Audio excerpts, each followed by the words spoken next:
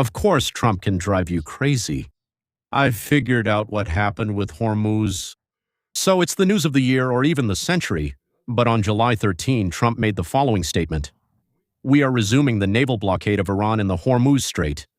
Well, okay, but not like before. So how? Because before we didn't let anyone through, but now not only will we let everyone through, we'll also guarantee safe passage for everyone. Well, almost everyone. And what does it mean, I wondered to myself, that the U.S. is becoming the guarantor of passage? U.S. ships and aircraft, as well as the Space Force, will protect all ships passing through the Hormuz Strait. But since this costs America money, well, now everything will be different. What? Guess you're right. The U.S. will charge a fee. 20% of the value of all cargo transported through the strait as compensation for providing security. Well, if you don't want to, don't pay. No one is forcing you. If the French want to send their fleet and protect their own or other ships for free or for a fee, then please go ahead, let them send them. If the Indonesians want to send their ships, do you think they have ships, right? And protect their own or other ships for free or for a fee? Well then please let the Indonesians send their ships, and who isn't allowed to send them? China can't send their ships, Russia can't send their ships, but with Kuwait, Bahrain, and Saudi Arabia, we'll work something out. We might offer them a small discount since they've invested heavily in our economy. But if there are countries that have a navy, countries that are rich and strong enough to protect their ships, and they don't protect them but would like the U.S. to protect them, then the U.S. is not obligated to do it for free. And I'm blown away by our president. Shocked, gentlemen, write in the comments. Are you shocked by our president or not? What do you think about this? The blockade itself is, of course, aimed at Iranian ships and the companies associated with them. The rest are allowed to pass, but for a fee if they want services from the U.S. If they don't want to, they don't have to. If they want, they pay. As you can imagine, Iran, well, how should I put it, was taken aback. They barely had time to boast that they had successfully eliminated Senator Lindsey Graham. Well, they lied, yes, and then they got slapped with a 16-ton sledgehammer right on the thing they wear hats on and eat with. From Iran, or rather from the underground that they themselves, as they say, built for themselves and live there themselves, there came wailing, squeaking, grinding, and calls to Allah upon our heads. Well, we have our own relationship with Allah. We call him differently, actually, El, not Allah. We simply say El, not Allah. Yes, El. Well, it's the same here, so El is Allah, who is the God of Abraham and all the other Jews. So they were calling upon Allah against us, but we made a deal with him behind the scenes. We have a long-standing and very friendly relationship. Now, Iran's Joint Command has stated that under no circumstances will it allow the U.S. to interfere in the management of the Strait. Okay. And they called cooperation with the American blockade an act of war. They're trying to scare the neighbors, right? As if we didn't know it's an act of war, we thought it was just dancing in a meadow, right? With flowers on our heads, like he calls them, made of dandelions. They probably thought that if they called it an act of war, everyone would get scared immediately, right away. And most likely they'd run away, into the bushes. The International Maritime Organization, whatever it's called, and the UN have already spoken out against this idea of charging for passage. And they said this directly violates the June ceasefire memorandum, as if Iran is actually following it, where both sides promised to lift the blockade and open up shipping. 1 second. Both sides, right? If one side doesn't do it, should the other just celebrate? Hooray, hooray, long live something or other, right? There's a small detail. The U.S. absolutely does not prevent the passage of ships from countries it is not at war with.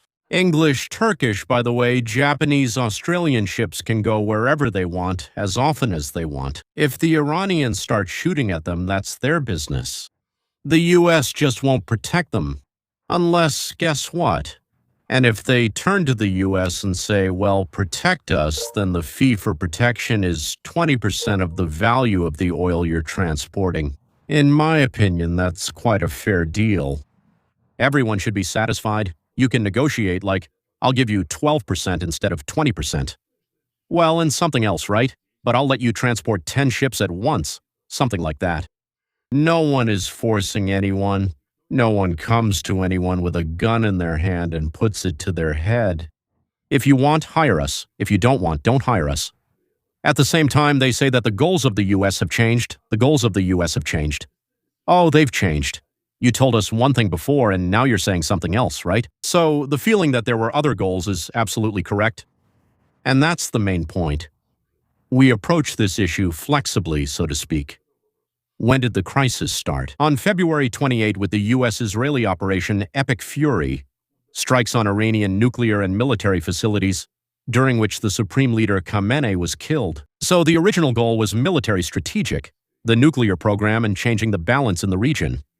They didn't try to change me. So we were saying it would be great to change the regime, but we were changing the balance of power. In response, Iran mined the Strait, which it has the right to do, so to speak, and closed it to the West, allowing through only friendly vessels from China, Russia, India, and Turkey. They set up their own blockade of Iranian ports. It turned into a double blockade. A double blockade. And oil, well, Brent, at that time shot up to, how much? 126 or 128? Well, it doesn't matter. $126 per barrel. And today's statement is already the third goal. Economic rent-seeking. Correct. That's the right one. It immediately puts everything into the right perspective, doesn't it? Not to disarm Iran, but since we're already keeping our fleet here, let them pay us for it. Whoever wants to pay does, and whoever doesn't, doesn't. But if they refuse, keep the ships with the oil inside. I think it's a great idea. It's original, hits the mark, and keeps oil cheap. Relatively cheap, but still cheap. Let's see, of course, what Iran will be able to do. But I suspect not very much. Hence the logic that, as they say, is worth showing.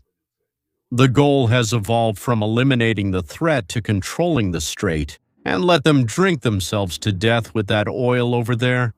And Trump suggested renaming the Strait from the Hormuz Strait to the Strait of America. That is the Strait of America. So now it has shifted from control, from first winning, then controlling the Strait, and now monetizing the control. Well, that's definitely a good business approach, right? Trump is, of course, very funny. One moment he's renaming the American Gulf to American, then he's changing the Strait. He suggests renaming the Hormuz Strait to the Strait of America. Basically, the U.S. is trying to monetize its military presence. Trump believes that we are acting for the good of the whole world. Let the world pay for it. If Iran is engaged in extortion and says, "We will shoot if you don't pay us money," then the U.S. says something completely opposite. We say, "Go wherever you want, as long as you're not a shark there." That's it. If, of course, your voyage has nothing to do with Iranian oil, then please go ahead and pass through. We won't demand any money from you. But if you loaded oil in the Persian Gulf, oil or liquefied gas or fertilizers, you are sailing home. And all of this is not from Iran, with whom we are at war. Yes, from our point of view, you can sail wherever you want, whenever you want. But if you are afraid and want someone to protect you, then you have to pay for it. Security costs money. The security is hired, 5 people who protect you, security with 30 motorcycles, security with 2 planes flying alongside your passenger plane. Security costs money. Those who don't really understand what's going on might ask, why is this necessary? Why does the U.S. need this? There isn't a single reason, it's layered. And I'm sure what interests you most is analyzing the motives. So let's try to figure it out, because this is such a clever invention, gentlemen. So I was thinking, also sitting there, how is this possible? And something like this didn't even occur to me. That's what it means. I'm not Trump. Yes. First, it's about money. As Vladimir Vladimirovich said when he worked in the Leningrad City Council with Sobchak, the mayor, he said, money, cash, dough. So first, it's about cash dough. 20% of the world's oil passes through the Strait. 20%. 20% of the world's oil. A 20% duty on 20% of the world's oil. What does that mean? That's 4% of all the world's oil. That's a gigantic flow of money. Something that can help America and Trump cover the costs of our presence and present it to our own people as America no longer paying for someone else's security like we did with Ukraine, right? Yes, we help Ukraine by allowing them to buy our weapons. That's a big help. We don't allow others, but we allow them and let them transfer it to Ukraine. If you don't like it, don't buy it. Oh, so you still want to buy? Go ahead, then buy it. Now America no longer pays for someone else's security, and that's what Trump likes to say, and that's what the American people like to hear. Wonderful, witty, and profitable. And it throws a serious wrench into Iran's plans. President number 2. Gentlemen, this is leverage. This is leverage against China. Well, simply put, as my ancestors used to say, it's a real treat, not just leverage. The main buyer of Iranian oil is China. They were the ones who kept prices from skyrocketing. A toll for passage. This measure primarily hits Chinese imports without starting any kind of conflict. We're not in conflict with anyone. We are protecting the world's oil from these bad guys called Iranians. They're also known as Persians or Farsi. This is clearly a covert economic attack on Beijing disguised as security. We're not attacking you. What do you mean? We just want things to be fine for you. We just dream that everything will be fine for you, and we want things to be not just fine, but great for you. Are you scared? It's time to start getting scared. When your main rival, who is also your enemy, your opponent, says, I want things to be good for you, you should start getting scared. Now, domestic policy. They made rich foreigners pay America. That's a strong slogan for voters, gentlemen. It's a good slogan for voters. We have elections in November, plus a show of strength after the June truce collapsed, with strikes exchanged for 3 straight weekends. That's impossible to sustain. They'll give us hell in October. We won't let them give us hell in October, whatever they were planning to do. Well, don't forget, of course, that by lowering oil prices, and we will lower oil prices, we'll get significantly more ships through than we do now.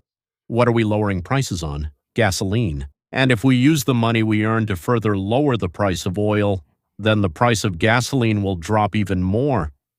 Gasoline will cost us $2 per gallon, which is exactly what we're aiming for. Right now, well, in California, it's 5 somewhere. It's 330, 340. 3, I don't know, right? If we bring it down to 2, Americans will line up in droves to vote against the Democrats. That's exactly what we needed. Pressure on Iran without a formal war. That's what Trump always wanted. To take control of the Strait away from Iran, to have the ability to collect fees himself. Iran tried to collect about $1 million there, per vessel on average. Let's think about what the opponents will say about this brilliant move. Yes, the more brilliant the move, the nastier the opponents get about it. First point, a toll, like in the Middle Ages.